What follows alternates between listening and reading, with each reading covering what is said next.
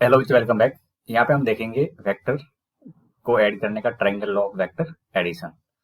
तो काफी इंपॉर्टेंट, और ऐसे मान के चलिए वेक्टर के अंदर अगर इस पार्ट को हम समझ जाते हैं तो ऑलमोस्ट वेक्टर का काफी कुछ पार्ट हमें समझने लग जाएगा। तो जैसा कि यहाँ पे लिखा हुआ है कि हमें जो वेक्टर को ऐड करना हो तो यहाँ पे एक ट्रायंगल लॉ ऑफ एडिशन को यूज में करना होता कैसे? तो बच्चों, हमारे पास में कोई वेक्टर दे रखा होता है तो उस वेक्टर को हम क्या बोलते हैं? फ्री वेक्टर बोलते हैं। यानी ये जैसे दे दिया आपको ए वेक्टर है, ठीक है, और ऐसे ही कोई रैंडम वेक्टर आपको दे दिया बी वेक्टर, तो ये दोनों वेक्टर क्या कहलाते हैं? अपने आप में फ्री वेक्टर कहलाते हैं। बच्चों, यहाँ से एक कॉन्सेप्ट हमेशा ध्यान रखना, फ्री वेक्टर का मतलब ऐसे दो वेक्टर जिनको आप फ्रीली मूव करवा सकते हो स्पेस में, ठीक है। अब इन दोनों वेक्टर को आपको अगर सपोज ऐड करना है तो ऐड कैसे करेंगे उसका तरीका मैं बताता हूँ। तो इसका तरीका होता है कि आप पहले इसको रखिए, ठीक है, ये वाला पहला वेक्टर रख दिए। अब इस वेक्टर को अपनी जगह से बिना डायरेक्शन चेंज किए आगे लेके जाओ, और इस पहले वाले वेक्टर की जहाँ हेड है उस हेड पे इसकी टेल रख दो। भाई, जो वेक्टर होता है उसका दो पार्ट होते हैं, कोई भी वेक्टर लेट से, तो इसको अपन बोलते हैं टेल। क्या बोलते हैं? टेल। और ये वाला पार्ट होता है उसको बोलते हैं हेड। तो आपको क्या करना है, जो पहला वाला वेक्टर है इस पहले वाले वेक्टर पर दूसरे वेक्टर की हेड टेल रखनी है, पहले वाले वेक्टर के हेड पर दूसरे वाले वेक्टर की टेल रखनी है। तो इसको जब यहाँ पे रखेंगे तो ये आपको ऐसा दिखेगा, समझ पा रहे हो? तो ये इसकी टेल और उसका हेड, हेड और टेल मिला लेना है, यही सबसे बेसिक कॉन्सेप्ट होता है। और उसको यहाँ पे रख देंगे, बी वेक्टर रख दिया, ठीक है। अब हमने क्या समझा था? वेक्टर तो क्या होती है? शॉर्टेस्ट डिस्टेंस होती है जो इनिशियल से फाइनल के बीच में ज्वाइनिंग होती है। तो ये इनिशियल था और यहाँ से हमने जोड़ने के बाद ये फाइनल आ गया। तो इन दोनों को जब आपस में मिला देंगे, क्या करेंगे? आपस में मिला देंगे, तो ये रिजल्टेंट कहलाएगा। क्या कहलाएगा? ये रिजल्टेंट कहलाएगा। ये आपका ए वेक्टर था, इधर बी वेक्टर, और जब आपने इनिशियल इसको फाइनल के साथ ज्वाइन कर लिया तो ये उसका रिजल्टेंट कहलाएगा। क्या कहलाएगा? रिजल्टेंट। ये हमने वेक्टर में पढ़ा था, डिस्टेंस और डिस्प्लेसमेंट के कॉन्सेप्ट में देखा था कि आप इनिशियल और फाइनल को डायरेक्टली मिला देते तो जो शॉर्टेस्ट पाथ होता है वही आपका रिजल्टेंट वेक्टर होता है। तो ये रिजल्टेंट आपको समझ में आ रहा है? अभी जो रिजल्टेंट है इसकी जो वैल्यू निकल के आएगी वो क्या निकल के आएगी? ए प्लस बी वेक्टर के बराबर आ जाएगी। तो इसमें जो वेक्टर को ऐड करने का जो नियम होता है उसी को अपन triangle law of vector addition बोलते हैं। अब उसको कैसे अपन समझेंगे? देखिए, यहाँ पे एक ट्रायंगल सा बन गया है और इस ट्रायंगल की एक साइड आपका इनिशियल वेक्टर था, दूसरी साइड दूसरा वेक्टर, तो तीसरी साइड उन दोनों के एडिशन को रिप्रेजेंट करती है और उसका डायरेक्शन इन दोनों के डायरेक्शन से। अब जैसे यहाँ से आगे बढ़े, एक बार मैं कलर चेंज करके आपको बताता हूँ कि जैसे मैं यहाँ से आगे बढ़ रहा हूँ तो पहले इस साइड गए, फिर ऊपर। अब यहाँ से नीचे जाने की बजाय उसकी डायरेक्शन उसके उल्टे क्रम में बताती है। तो देखो, हिंदी में बहुत प्यारी सी डायरेक्शन लिखी, यदि दो वेक्टर एक ही क्रम में मतलब जैसे इसकी डायरेक्शन आगे है और इसकी डायरेक्शन आगे है तो ये एक क्रम हो गया। एक ही क्रम में त्रिभुज की दो भुजाओं को निरूपित करते हैं, यानी ट्रायंगल की किसी दो साइड को अगर रिप्रेजेंट कर रहे हैं तो उनका उल्टा क्रम यानी उसके जस्ट ऑपोजिट त्रिभुज की तीसरी भुजा के द्वारा निरूपित होता है। तो उनका योग, ये इंपॉर्टेंट बात है, एडिशन। योग का मतलब होता है एडिशन। तो उनका एडिशन क्या करता है? ट्रायंगल की तीसरी साइड को रिप्रेजेंट करता है। तो ये तीसरी साइड यहाँ से आपको समझ में आ जानी चाहिए, राइट। अब बच्चों, ये फिजिक्स के अंदर हमें बहुत ज्यादा यूज में लेना होता है, और यहाँ पे कब यूज लेते हैं? तो ये जब कोई फ्री वेक्टर, किसको बच्चे? यहाँ पे सबसे इंपॉर्टेंट बात है, फ्री वेक्टर। फ्री का मतलब जिनकी स्पेस में आप मूव करा सकते हैं, फ्री वेक्टर इन स्पेस। अगर स्पेस में कोई फ्री वेक्टर है, आर एडेड, जिसको ऐड करना हो, are added with triangle law. किसे ऐड करते हैं? ट्रायंगल लॉ से ऐड करते हैं, ठीक है। तो ये ट्रायंगल मैंने बनाया, ट्रायंगल लॉ से हम ऐड कर सकते हैं, ठीक है। तो इस पॉइंट को आप ध्यान रखें, कोई भी आपको दो वेक्टर गिवन है और उनको आपको ऐड करना है तो अगर ज्योमेट्रिकली देखना चाहे तो क्या होगा? पहले वाले वेक्टर के हेड पे दूसरे वाले वेक्टर की टेल रख लेते हैं, पहले वाले वेक्टर के हेड पे दूसरे वाले वेक्टर की टेल रख लेते हैं, और फिर दो साइड बन जाएगी। तो तीसरी साइड उन दोनों के रिजल्टेंट या एडिशन को रिप्रेजेंट करती है, ओके। अब हम आगे बढ़ते हैं और कुछ और समझने की कोशिश करते हैं। तो अगर हमें कोई दो वेक्टर दे रखे हैं और यहाँ पे लिखा गया parallelogram law of addition, parallelogram का मतलब क्या होता है उसको समझने की कोशिश करेंगे। तो पैरेललोग्राम का मतलब होता है अगर हमारे पास में एक ही पॉइंट से ऐसे दो वेक्टर निकल रहे हैं, ठीक है, ऐसे एक वेक्टर ये है और ये बी वेक्टर है। अब हमको इन दोनों का रिजल्टेंट लेना है, ठीक है। तो यहाँ पे स्थिति कैसे समझी जाती है, तो इसे पॉइंट को समझने के लिए जब वेक्टर पैरेललोग्राम का कॉन्सेप्ट समझते हैं तो इसमें ऐसा होता है कि इस वेक्टर को यहाँ से मूव करवाया जाता है और इसको जस्ट इसके सामने लगा दिया जाता है, ठीक है। जैसे ये वेक्टर बी वेक्टर है उसको बिल्कुल अपनी डायरेक्शन चेंज किए इसके हेड पे ले आते हैं, तो ये भी कितना होगा, बी वेक्टर हो जाएगा, राइट। अब इसको यहाँ से मिला देते हैं, तो जैसे ही इसको मिलाएंगे तो एक फिर से ट्रायंगल बन जाएगा। क्या बनेगा, एक ट्रायंगल बन जाएगा। और आप देखोगे तो यहाँ पे एक पैरेललोग्राम भी जनरेट हो रहा है। तो इसमें ये ऊपर वाला वेक्टर क्या होगा, बी वेक्टर से रिप्रेजेंट हो रहा होगा। किससे हो रहा होगा, ये ऊपर वाला ए वेक्टर से रिप्रेजेंट होगा, क्योंकि नीचे वाला ए वेक्टर है और ये बी वेक्टर है, तो ये उसके ऑपोजिट है। तो ये आपस में क्या होते हैं, पैरेलल होते हैं। अगर बी का ये पैरेलल है तो ऊपर वाले का पैरेलल कौन होगा, ये हो जाएगा। तो अब आपसे देखोगे तो यहाँ पे जैसे मैंने नाम दे दिया ए बी सी और डी नाम दे दिया, ठीक है। तो यहाँ पे एक A B C D parallelogram बन चुका है और इस पैरेललोग्राम के अंदर आपको यहाँ से दो चीज समझ में आनी चाहिए। एक तो समझ में आना चाहिए ए सी वैक्टर। तो हमने ट्रायंगल लॉ भी पढ़ा था जस्ट थोड़ी देर पहले कि अगर ए बी सी एक ट्रायंगल है और इसमें दो साइड को अगर हम क्रम से रिप्रेजेंट कर रहे हैं तो उनका रिजल्टेंट थर्ड साइड होता है, उनका रिजल्टेंट थर्ड साइड होता है। तो थर्ड साइड कौन है यहाँ पे, ए सी। ए से सी पे जा रहे हैं तो ए सी वैक्टर लिखेंगे और ए सी वैक्टर कितना आ जाएगा, ए वैक्टर प्लस बी वेक्टर आएगा। कितना आएगा, ए वेक्टर प्लस बी वेक्टर आ जाएगा। और ये अपने आप में क्या है, तो देखोगे तो ये एक डायगोनल है जिसको अपन हिंदी में बोलते हैं विकर्ण। क्या है, विकर्ण है, विकर्ण, ठीक है। तो आपको क्वेश्चन में ऐसे पूछा जाएगा, आपको कोई पैरेललोग्राम दे रखा होगा और उसमें डायगोनल का वेक्टर के फॉर्म में रिप्रेजेंटेशन करना हो तो क्या करोगे, डायरेक्टली जो दो एडजेसेंट साइड है, अभी आप मैंने नया वर्ड बोल दिया एडजेसेंट साइड। एडजेसेंट साइड का मतलब होता है ऐसी दो साइड जो बेस बना सकें ट्रायंगल का या पैरेललोग्राम का। तो ये दोनों एडजेसेंट साइड है, तो ए सी इक्वल टू आ जाएगा ए वेक्टर प्लस बी वेक्टर। इतना समझ में आ गया। अब देखो ये हमारे पास में एक डायगोनल आ गया। ऐसे मुझे अगर दूसरा डायगोनल लेना है, क्या करना है, दूसरा डायगोनल लेना है, तो भी मैं यहाँ से आसानी से लिख सकता हूँ। और वो कैसे लिखेंगे, तो उसका तरीका ऐसे, इसको अगर यहाँ से मिलाता हूँ मैं और इसको ऐसे बोलता हूँ बी डी। क्या बोलते हैं, बी डी। तो अब बच्चों बताओ, यहाँ से आपको एक ट्रायंगल फिर से नया दिख रहा होगा, ए बी डी ट्रायंगल दिख रहा है, ए बी डी ट्रायंगल। इस ट्रायंगल के अंदर, इस ट्रायंगल के अंदर अगर आप लिखना चाहो तो देखो क्या लिख सकते हैं अपन। तो हमने पढ़ा है अभी थोड़ी देर पहले कि एक ही क्रम में अगर दो साइड होती है, एक ही क्रम में दो साइड होती है तो उनका रिजल्टेंट थर्ड साइड होती है। एक ही क्रम में दो साइड, तो एक ही क्रम में दो साइड कौन सी है, तो आप कहोगे एक तो ए बी है और फिर बी डी है। तो यहाँ पे लिख सकते हैं अपन A B vector plus B D vector is equal to कितना होगा, तो आप कहोगे इज इक्वल टू होगा ए डी वैक्टर। कितना होगा, ए डी वैक्टर होगा। कितना समझ में आ गया। ये तो ट्रायंगल लॉ से लिखा हमने। भाई पैरेललोग्राम क्या है, ट्रायंगल लॉ का ही एक स्पेशल केस है। तो ए बी वैक्टर कितना है, तो आप कहोगे इसमें तो ए वेक्टर है, बी डी तो हम ढूंढ ही रहे हैं, और ए डी वेक्टर कितना है, ये बी वेक्टर है। तो बताओ यहाँ से बी डी वेक्टर कितना निकल के आ जाएगा, तो बी वेक्टर माइनस ए वेक्टर निकल के आएगा। कितना आएगा, बी डी की वैल्यू आ जाएगी बी वेक्टर माइनस ए वेक्टर। अब देखो हमारे पास में दो फॉर्म निकल के आ गई और दोनों ही डायगोनल के रिजल्ट के बारे में बता रहे हैं। तो अगर आपको कोई भी पैरेललोग्राम दे दिया जाए और उस पैरेललोग्राम के अंदर, उस पैरेललोग्राम के अंदर आपको अगर डायगोनल को वेक्टर फॉर्म में रिप्रेजेंट करना है तो आपको क्या करना है, दोनों एडजेसेंट साइड को ऐड कर लेना है। तो ए वेक्टर प्लस बी वेक्टर, इससे तो मिल जाएगा आपको ए सी वेक्टर, ठीक है। और बी डी निकालना है तो इसमें क्या करना पड़ेगा, बी वेक्टर माइनस ए वेक्टर। अब यहाँ पे कंफ्यूजन नहीं हो इसलिए आपको क्लियरिटी के साथ याद रखना है। कैसे याद रखोगे, अगली मेरी बात सुनना। बी से डी तक जा रहे हैं तो एंड कहाँ पे हो रहा है, बताओ। बी से डी तक जा रहे हैं तो एंड कहाँ पे हो रहा है, डी पे एंड हो रहा है। और शुरुआत कहाँ से हुई थी, बी पे, ठीक है। तो बी से बी डी वेक्टर लिखना है तो बच्चों हमेशा ध्यान रखना, यहाँ पे एंड जिस पे हो रहा है तो इस पे बी डी को बिलोंग करेगा और ए वेक्टर किसको करेगा, बी वेक्टर को बिलोंग करेगा। इसमें अगर मैं इसको रेफरेंस मान लूँ, क्या मान लें इसको, रेफरेंस मान लें, ठीक है।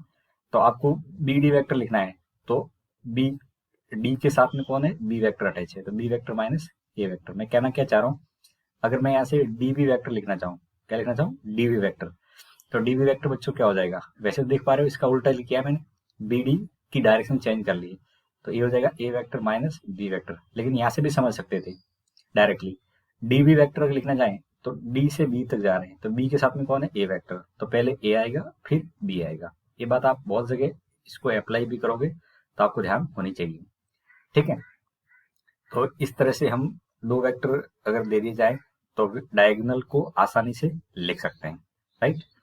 अब देखेंगे हम, अगर हमारे पास में दो से ज्यादा वेक्टर हो तो उनको कैसे ऐड करते हैं। दो से ज्यादा वेक्टर को ऐड करना हो तो उसका मेथड क्या रहेगा, तो यहाँ पे बच्चों जो दो से ज्यादा वेक्टर ऐड करने हो तो इसके अंदर हमको पॉलीगन लॉ को फॉलो करना पड़ता है। पॉलीगन का मतलब समझते हो, ऐसे ही जो ज्योमेट्रिकल फिगर जिसकी साइड दो से ज्यादा हो, जैसे ट्रायंगल, पेंटागन, हेक्सागन, हेप्टागन, इसको बोलते हैं अपन पॉलीगन।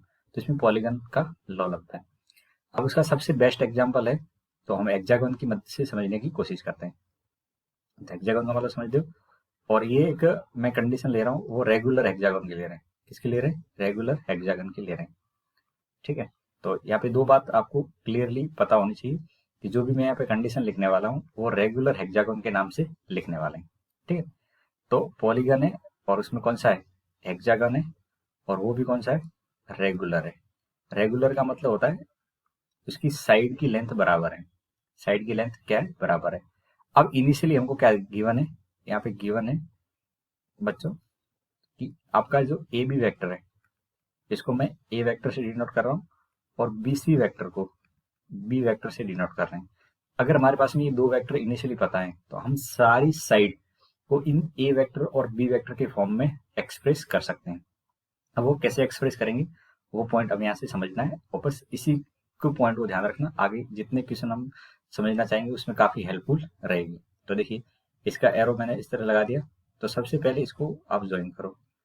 अगर मैंने इसको ज्वाइन कर लिया तो देखो आपको एक ट्रायंगल अब यहाँ से दिख रहा होगा, ए बी और सी ट्रायंगल। तो इसमें से मैं ए सी वेक्टर लिखना चाहूँ, क्या लिखना चाहूँ, ए सी वेक्टर लिखना चाहूँ, तो बच्चों क्या होगा वो, तो आपको देखो एक ही ऑर्डर में दो साइड दिख रही है, एक ही ऑर्डर में दो साइड दिख रही है, ए बी और बी सी साइड दिख रही है। तो इसको लिख सकते हैं अपन, यहाँ से मैं ऑर्डर में लिखूँ तो A B vector plus B C vector, तो यहाँ से A vector plus B vector आ जाएगा, और ये क्या हो जाएगा, ए सी वैक्टर हो जाएगा। इतना समझ में आपके आ जाना चाहिए, और ये इक्वेशन नंबर 1 एज्यूम करते हैं, ठीक है। अब देखिए, अब यहाँ से मैं अगर कुछ और समझना चाहूँ, अगर यहाँ से कुछ और रिजल्टेंट समझना चाहूँ, तो अभी जो पहले वाली पोजीशन थी ये आपको समझ में आ गई। अब मैं थोड़ा सा इसको आगे ज्योमेट्रिकली समझाने की कोशिश करता हूँ, और वो अगर आप पॉइंट समझ जाते हो तो फिर आगे वाला पार्ट आपको बहुत आसान सा लगेगा, ठीक है। थोड़ा सा ये फिगर अच्छे से बन जाए, चलिए ठीक है, मैंने कोशिश तो की है पर ठीक है, यहाँ तक बना दिया। अब मैं केवल उसकी ज्योमेट्री की बात कर रहा हूँ, बच्चों ध्यान से सुनना, केवल ज्योमेट्री की बात कर रहे हैं, यहाँ पे वेक्टर को अभी मत एडिशन लगाना, ठीक है।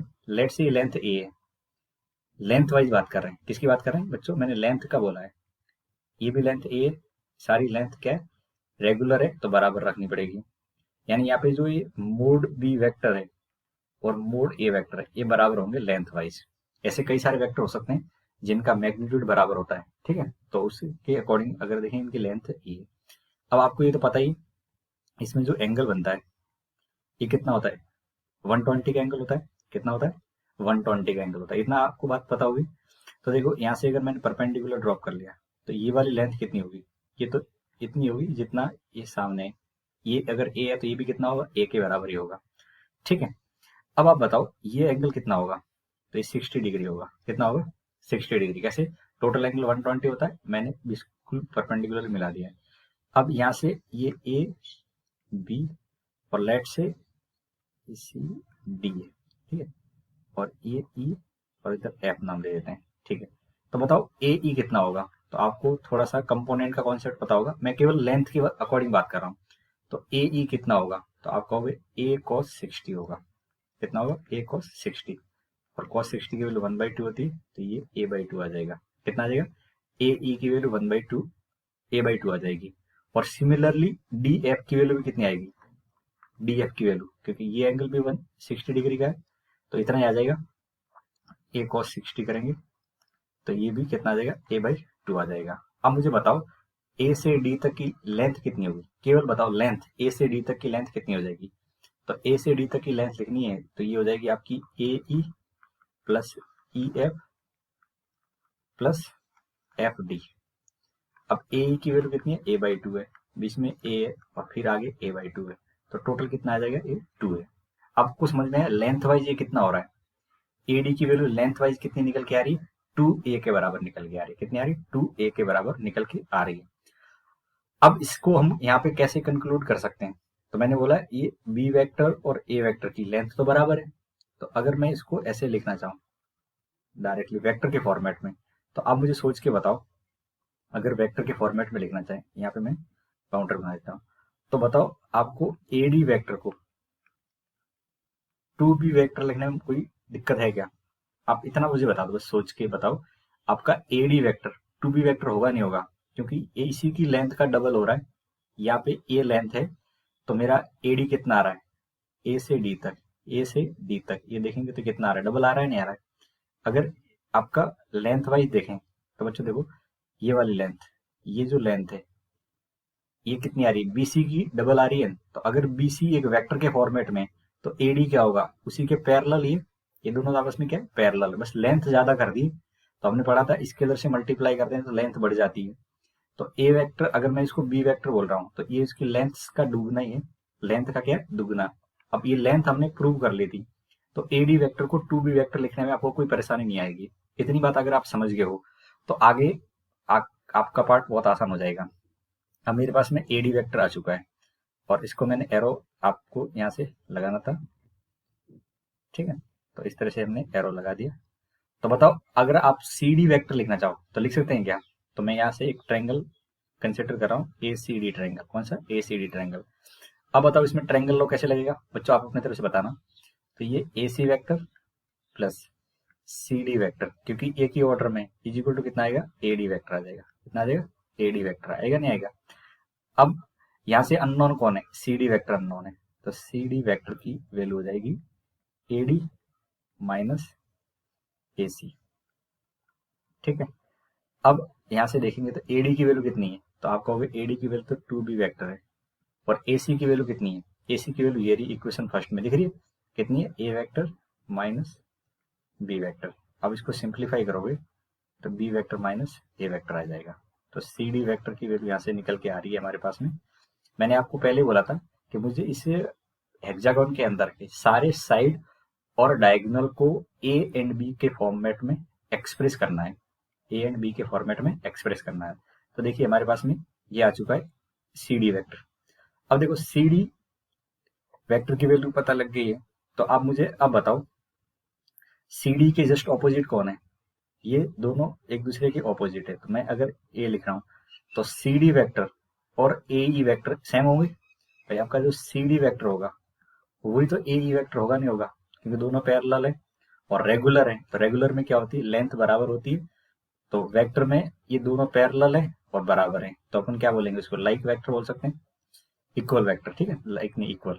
तो यहाँ पे कितना आ जाएगा, A E vector, C D vector की value A D A E vector के बराबर आएगी, और ए ई कितना है, क्या लिखा मैंने, सी डी, हाँ सी डी और ए ई बराबर आ जाएगा, तो ए ई की वैल्यू यहाँ से लिखना चाहें तो हमने सी डी वेक्टर जस्ट निकाला, ये बी वेक्टर माइनस ए वेक्टर, ध्यान से समझना, इतना ठीक है। अब आगे देखो, ये कंडीशन नंबर अगर मैं यहाँ पे लिखूं तो ये थर्ड कंडीशन हो गई। अब आगे देखो, अब बताओ ये ई से ये एफ है, क्या है आपका एफ है, हाँ तो यहाँ पे मुझे इसको एफ करना पड़ेगा थोड़ा सा बस बच्चों, ये एफ है और ये भी ये एफ है। अब ठीक है, अब कोई कंफ्यूजन नहीं होना चाहिए ताकि यहाँ पे डायग्रामेटिकली। अब बताओ ई से एफ और बी सी में क्या रिश्ता होगा, तो ई से एफ देखोगे तो ये डायरेक्शन नीचे की तरफ है, ई से एफ की डायरेक्शन कैसे, नीचे की तरफ है, और बी से सी तक की डायरेक्शन ऊपर की तरफ है, तो क्या माइनस ऑफ बी सी लिख सकता हूँ, मैं नहीं लिख सकता हूँ, थोड़ा सा सोच के बताओ, ये ऊपर जा रहा है और ए से ई एफ नीचे की तरफ है, तो ई एफ की वैल्यू कितनी आ जाएगी, माइनस का बी वेक्टर के बराबर आ जाएगी। तो हमारे पास में ये साइड मिल गई। आपको ए बी वेक्टर पता था, जो ए वेक्टर के बराबर है, B C vector small B vector के बराबर है। अब हमने ट्रायंगल लॉ की मदद से सी डी वेक्टर निकाल लिया, डायगोनल के फॉर्मेट में ए सी डायगोनल पता लग गए, ए डी डायगोनल पता लगा दिया हमने, ए डी डायगोनल ये रही ए डी डायगोनल। अगर आप चाहो तो इसमें एक कंडीशन बच रही है, वो भी आप सॉल्व करके निकाल सकते हो। किसको? ए ई वेक्टर निकाल सकते हो बच्चों। आप अपनी तरफ से कोशिश करना, ए ई वेक्टर निकाल सकते हैं क्या? तो आपको बहुत आसानी से इसको निकालना आना चाहिए, इसमें कोई ऐसी बात नहीं है जो परेशान कर सकते हैं। तो ए ई निकालने के लिए कौन सा ट्रायंगल मुझे कंसीडर करना पड़ेगा? तो ए ई वेक्टर निकालने के लिए बच्चों आप चाहो तो इस वाले ट्रायंगल को कंसीडर कर सकते हो, चाहो तो, या चाहे तो ये नीचे वाला ट्रायंगल कंसीडर कर सकते हैं। अच्छा, एक पॉइंट और बताओ, ये जो डी ई वेक्टर होगा ये किसके बराबर होगा? तो डी ई वेक्टर होगा बच्चों आपका ए बी वेक्टर का ऑपोजिट। यहाँ पे मैं लिख देता हूँ, डी ई वेक्टर लिखना चाहें तो डी ई वेक्टर कितना आ जाएगा? Minus of D E vector की वैल्यू आ जाएगी minus of A B vector. आएगा नहीं आएगा? क्योंकि ये दोनों आपस में क्या है? पैरेलल है। ये ऊपर की तरफ जा रहा है और ये नीचे की तरफ आ रहा है, तो दोनों आपस में क्या है? पैरेलल है। क्या होता है इसमें, जब भी हेक्सागोन बनाते हैं तो हेक्सागोन के अंदर आपको रेगुलर हेक्सागोन है तो लेंथ वाइज समझना है, ये और ये पैरेलल होंगे और ये आपस में इसके पैरेलल है और ये वाली साइड इसके पैरेलल होती है, और रेगुलर है तो लेंथ बराबर होगी। लेंथ क्या होगी? बराबर होगी। तो इस क्लास के बाद में आपको हमेशा ये याद होना चाहिए, ये हमेशा पता होना चाहिए कि जो ये डायरेक्टली ज्वाइन करते हैं अपन, ये वाला वेक्टर, ठीक है, तो ये इसका दुगुना आता है। अगर ये बी वेक्टर है तो ये 2b वेक्टर आता है। इतनी बात आप हमेशा ध्यान रखें। अगर ये बात ध्यान रह जाती है तो हमें डायरेक्टली बहुत सारी क्वेश्चन के अंदर सॉल्व करने में हेल्प मिलेगी, जो मैं आगे आपको क्वेश्चन को डीपीपी के फॉर्मेट में करवाऊंगा भी। पर इतनी बात आपको हमेशा ध्यान रखनी कि इनको कैसे अप्लाई करते हैं। ठीक है बच्चों, अब हम आगे बढ़ते हैं और कुछ और समझने की कोशिश करते हैं। ठीक है, अब यहाँ पे एक पॉइंट और बच जाता है कि अगर हमें वेक्टर को सब्ट्रैक्ट करना हो तो कैसे सब्ट्रैक्ट करेंगे। ए प्लस बी तो हमने समझ लिया, लेकिन ए बाय माइनस बी का मतलब यहाँ पे क्या होना चाहिए उसको समझने की कोशिश करते हैं।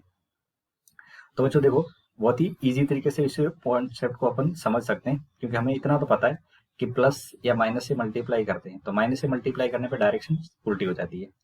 तो लेट से ये मेरे पास में ए वेक्टर है और कोई फ्री वेक्टर है इस साइड में बी वेक्टर है, और मुझे ए माइनस बी को ज्योमेट्रिकली समझने की कोशिश करनी है।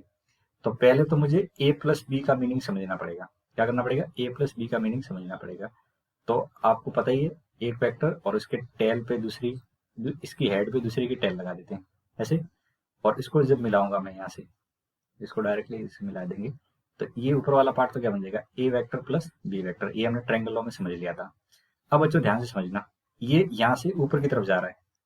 अगर मैं इतनी डायरेक्शन नीचे की तरफ ले लूं, समझना ध्यान से, तो ये कितना लिख सकता हूँ? माइनस का बी वेक्टर लिख सकता हूँ। क्या किया मैंने?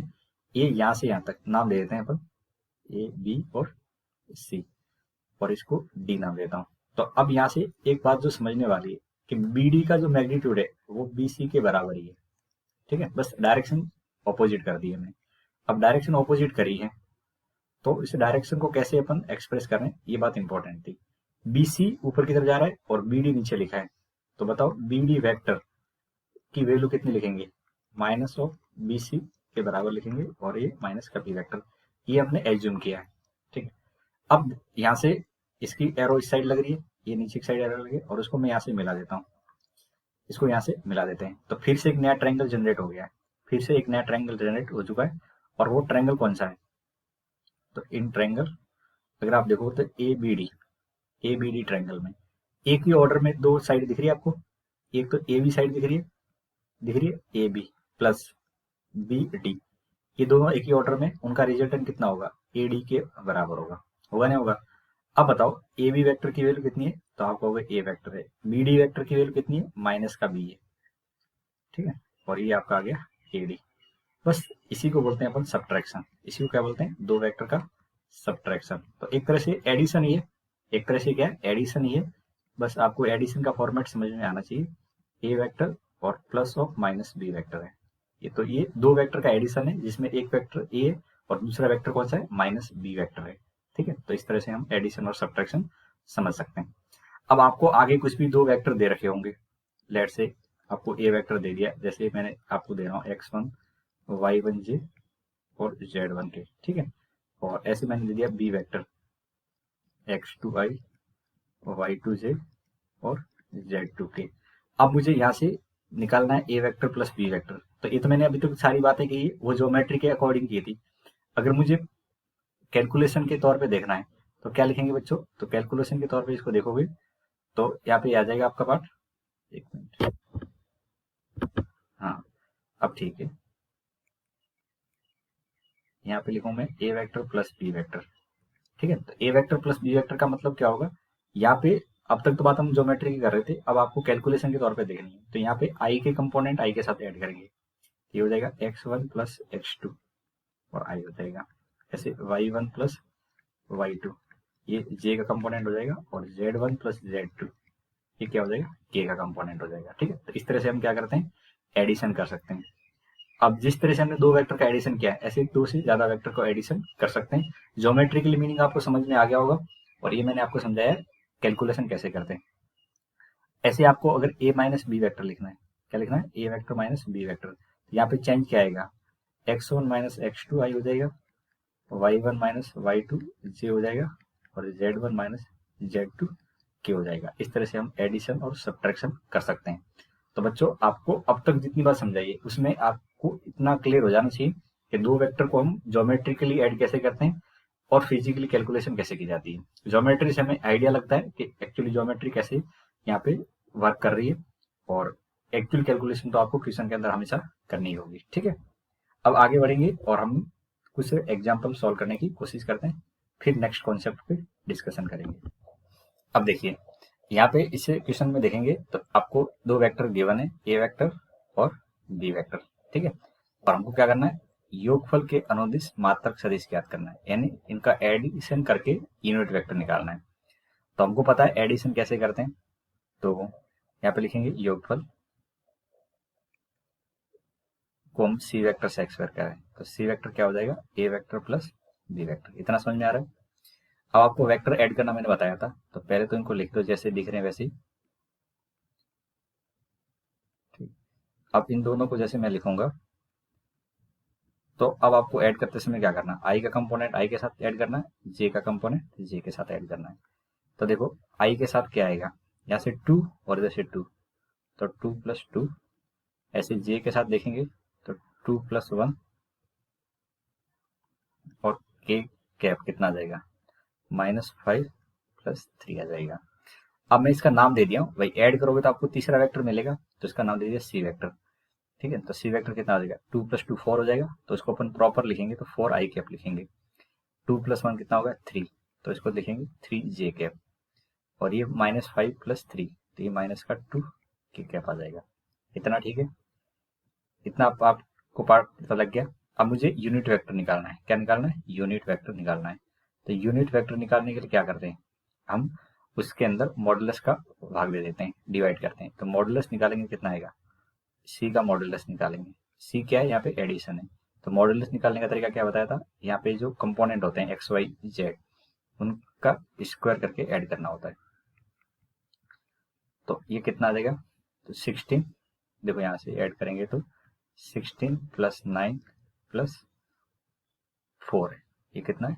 माइनस का 2 था, तो 4। और ये ऐड करेंगे तो √29 हो रहा है। कितना हो रहा है? √29। अब पता है कि यूनिट वेक्टर क्या होता है? यूनिट वेक्टर की डेफिनेशन क्या होती है? तो हमने अभी थोड़ी देर पहले ही पिछले वाले वीडियो के अंदर बताई थी। इसको कैप से लिखते हैं, ये होता है सी वेक्टर अपॉन में मोड सी, यानी सी वेक्टर जो निकल के आया है उसके अंदर मॉडुलस से डिवाइड कर लेना है। तो इससे डिवाइड किससे करेंगे? √29 से। तो ये आपका इस क्वेश्चन का आंसर हो जाएगा, ठीक है। तो आपको एडिशन करना अब समझ में आ गया होगा, और क्वेश्चन कैसे एग्जाम में आते हैं तो वो भी आपने यहाँ पे देख लिया। अब एक क्वेश्चन और देखेंगे, और इस क्वेश्चन के अंदर क्या दे रखा है?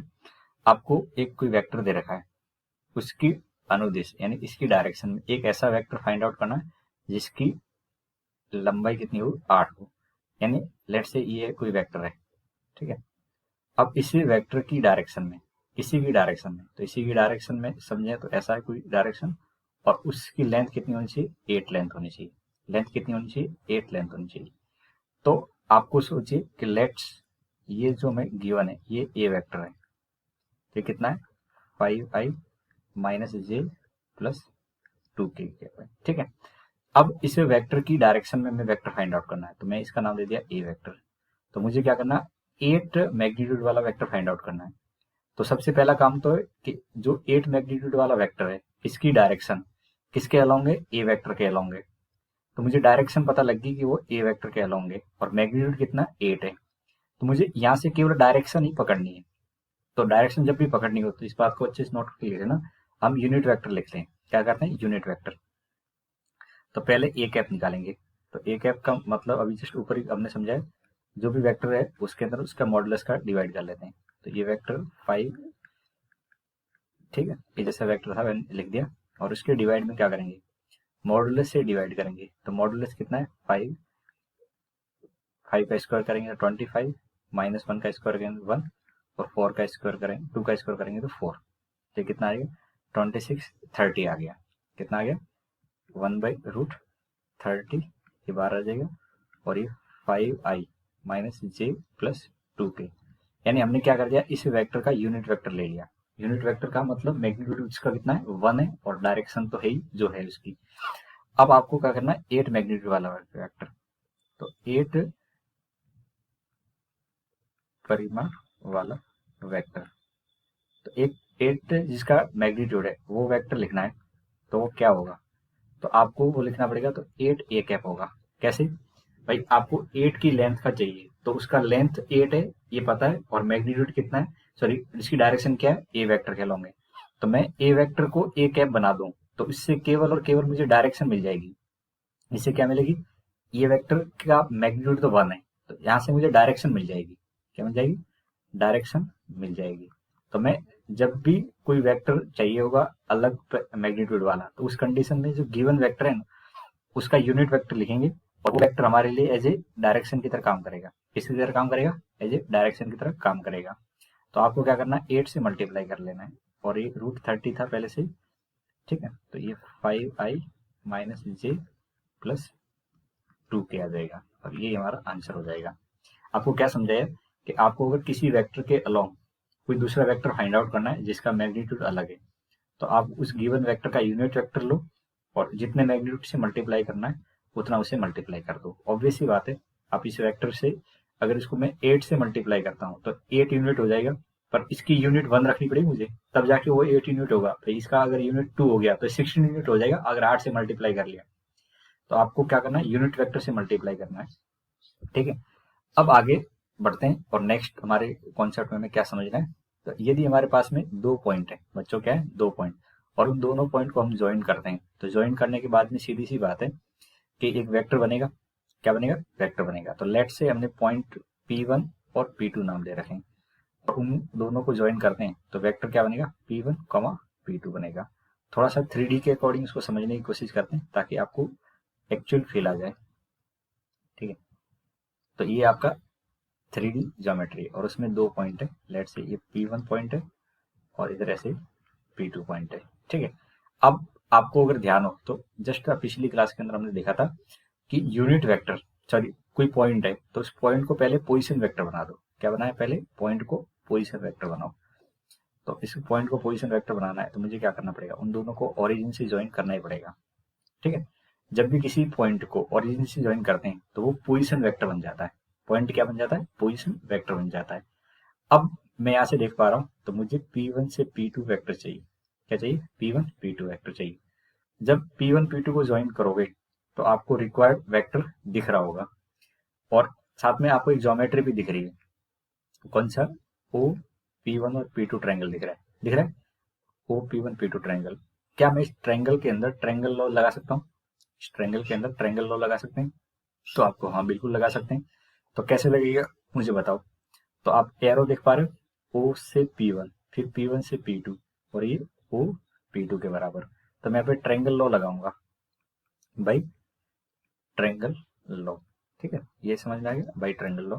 तो कितना लिखेंगे अपन, O P1 vector plus P1 P2 vector is equal to कितना आ जाएगा, O P2 वेक्टर आएगा। कितना आएगा, O P2 वेक्टर। इतना ठीक है। अब आप मुझे बताओ मुझे क्या चाहिए, मुझे तो P1 P2 वेक्टर चाहिए। तो P1 और P2 वेक्टर यहाँ से लिखेंगे। तो कितना बन जाएगा OP2 vector minus OP1 vector. इतना ठीक है। अब OP2 का मतलब क्या है, P2 का पोजीशन वेक्टर।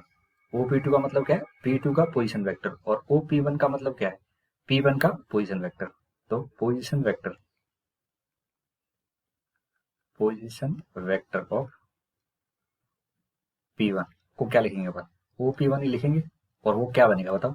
तो आपको किसी भी पॉइंट का पोजीशन वेक्टर लिखने का तरीका बता रखा था। उस पॉइंट के साथ में जो कोऑर्डिनेट है उनमें IJ जोड़ देते हैं, तो ये हो जाएगा x1i, y1j और z1k। इतना समझ में आ गया।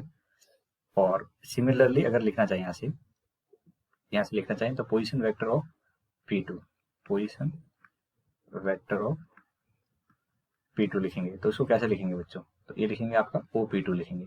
और OP2 कितना आ जाएगा, x2i cap, y2 j cap और z2 k कैप। इतनी बात समझ में आ गई, जो मैंने यहाँ पे आपके सामने लिखी है। दो कोई पॉइंट है तो उनका पोजीशन वेक्टर कैसे लिखते हैं अभी तो मैंने समझाया, लेकिन आप डायरेक्टली भी आगे जाके लिखना स्टार्ट कर लेना। जो भी पॉइंट होता है उसके साथ में IJ लगा देते हैं, जो भी पॉइंट होता है उसके साथ में IJ लगा देते हैं।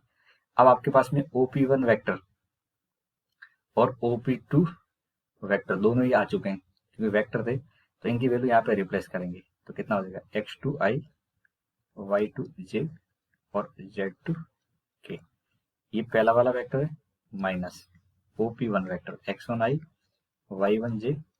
देखो अगर आपको पहले से कुछ भी नहीं आता है फिर भी आप इसको कोशिश करोगे तो आप आसानी से सब कुछ समझ जाओगे। अब मैंने सब्ट्रैक्शन करने का तरीका क्या बताया था, कंपोनेंट को सब्ट्रैक्ट करना है। तो i का कंपोनेंट क्या बनेगा, तो x2 माइनस x1। ऐसे j का कंपोनेंट लिखेंगे तो y2 माइनस y1। और ऐसे k का कंपोनेंट लिखेंगे तो z2 माइनस z1 कंपोनेंट आ जाएगा। और ये P1 P2 वेक्टर हो जाएगा। ठीक है।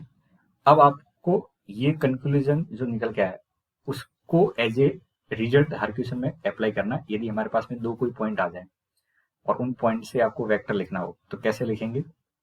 तो देखिए लेट से मेरे पास में कोई ए पॉइंट है 3, 4 और 5, और कोई बी पॉइंट है -1, 2 और -3।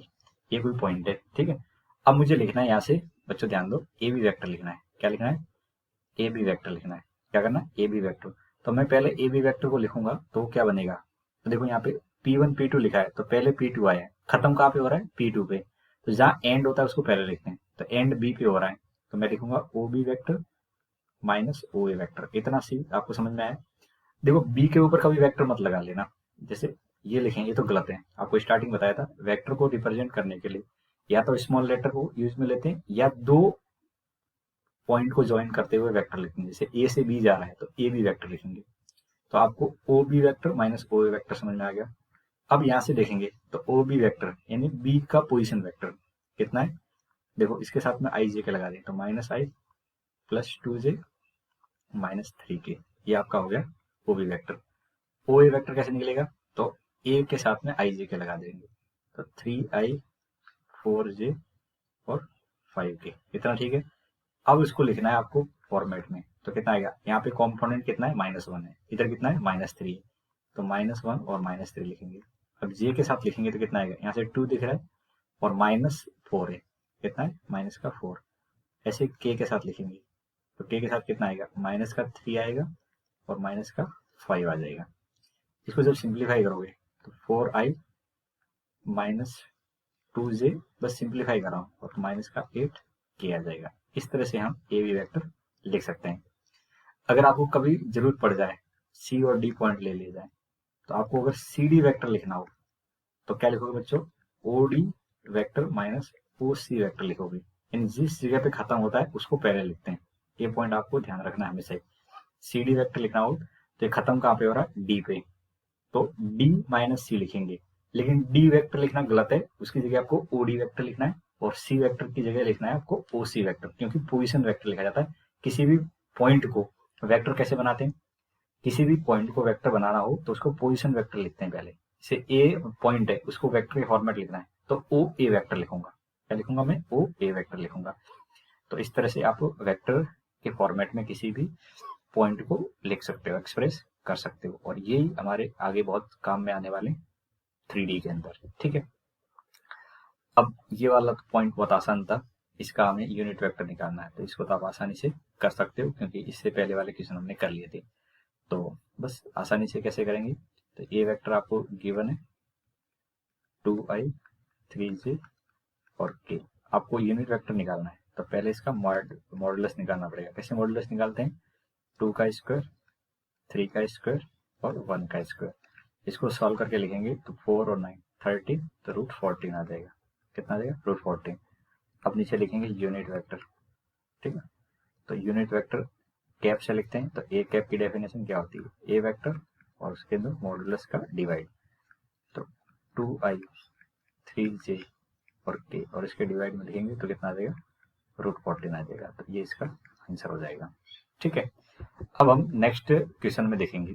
नेक्स्ट क्वेश्चन में आपको ये आपको अपनी तरफ से कर लेना, क्योंकि क्या लिखा है, पी क्यू की तरफ दिश सदिश यानी डायरेक्शन वेक्टर निकालना है, पी क्यू वेक्टर निकालना है। तो बस इसको भी कर लेते हैं ताकि आपको थोड़ा सा प्रैक्टिस में आ जाए। तो देखिए, आपको पी दे रखा है और क्यू पॉइंट दे रखा है और मुझे लिखना है पी क्यू वेक्टर लिखना है। तो बच्चों पी क्यू वेक्टर की डेफिनेशन क्या बताइए, ये खत्म कहाँ पे होगा, क्यू पे। तो इसको लिखेंगे O Q vector minus O P vector. इतना ठीक है। अब ओ क्यू वेक्टर, तो ओ क्यू यानी क्यू का पोजीशन वेक्टर लिखना है, तो कैसे लिखेंगे, माइनस आई माइनस 2j और माइनस का 4k माइनस पी का पोजीशन वेक्टर लिखना है, तो 2i 3j और ए 0k। इतना ठीक है। अब इनको सब्ट्रैक्ट करना है, तो i के साथ में क्या आएगा, -1 और -2 आ जाएगा। ऐसे j के साथ लिखेंगे तो कितना आएगा, -2 और माइनस का 3, बीच में माइनस साइन है। और k के साथ लिखेंगे तो कितना आएगा, -4 और -0 आ जाएगा। आगे फर्दर सॉल्व करेंगे तो 3i कैप 5j कैप और ये आ जाएगा 4k कैप और इसको अपन लिखेंगे पी क्यू वेक्टर, ठीक है। तो ये आपका पी क्यू की तरफ डायरेक्शन वेक्टर मिल गया। तो इस क्लास में हमने क्या सीखा, आपको कोई भी पॉइंट दे रखे हो तो उसका पोजीशन वेक्टर कैसे लिखते हैं, और मेन इंपॉर्टेंट बात triangle law of vector addition हमने सीखा। इन एक से ज्यादा अगर वेक्टर आ जाए हमारे पास में तो उनको ऐड करने के लिए 2 वेक्टर हो तो ट्रायंगल लॉ लगाते हैं, और एक ही जगह से 2 वेक्टर निकल रहे हो तो वहाँ पैरेललोग्राम लॉ लगाते हैं। और बहुत सारे अगर वेक्टर हो और उनको ऐड करना हो तो उसके लिए क्या करते हैं, अपन पॉलीगन लॉ लगाते हैं। पॉलीगन लॉ का मतलब आपको रफली अगर ऐसे वेक्टर दे दिए जाए, जैसे ये ए वेक्टर है, इधर बी वेक्टर है, फिर कोई ये सी वेक्टर है, ऐसे डी वेक्टर है, और इनको आपको ऐड करना है। क्या करना है, इनको ऐड करना है। तो उसका तरीका क्या होता है, उसका सिंपलिस है कि आप सबसे पहले इसको रखो ए वेक्टर, फिर इसके आगे बी वेक्टर रख दो, फिर सी वेक्टर ऐसे रख दो, और फिर इधर से जैसा एरो है, बस एरो को वहां से मूव करवाना है लेकिन डायरेक्शन चेंज नहीं करनी है, और फिर इसको मिला देते हैं। तो इस तरह से हमारे पास में क्या बन जाता है, एक पॉलीगन बन जाता है। क्या बन जाता है, एक पॉलीगन बन जाता है। तो इसको आप अच्छे से समझ के रखना कि यदि हमारे पास में एक से ज्यादा वेक्टर है स्पेस में, उनको ऐड करना है तो उसको ऐड करने के लिए क्या करते हैं, पॉलीगन लॉ लगाते हैं।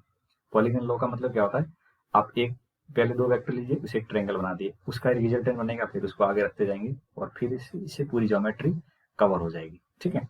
अब आप ऐड भी करोगे तो बहुत आसानी से ऐड कर सकते हो। देखो ऐसे ऐड करते जाना, पहले इसको ऐड करेंगे, फिर जो रिजल्ट आएगा फिर इसको ऐसे लिखते जाएंगे, फिर हमारे पास में ये आ जाएगा ए वेक्टर। तो इस तरह से आप पहले ए बी सी ट्रायंगल लिखोगे, फिर ए सी डी ट्रायंगल लिखेंगे अगर इसका नाम डी दे रखा है, और फिर देखेंगे ए डी ई ट्रायंगल, और इसमें रिजल्टेंट आगे आता जाएगा, ठीक है। अब हम नेक्स्ट क्लास में क्या देखेंगे, अगर हमारे पास में कोई 2 वेक्टर हैं और उनको कोई तीसरा कोई पॉइंट है, वो उसको इंटरनली या एक्सटर्नली डिवाइड करता है, तो डिवाइड करने का क्या मेथड होता है, जिसको हम इंटरनल और एक्सटर्नल डिवीजन बोलेंगे, उसके बारे में पढ़ेंगे नेक्स्ट क्लास के अंदर, ठीक है। तो मिलते हैं नेक्स्ट क्लास में, तब तक ध्यान रखें।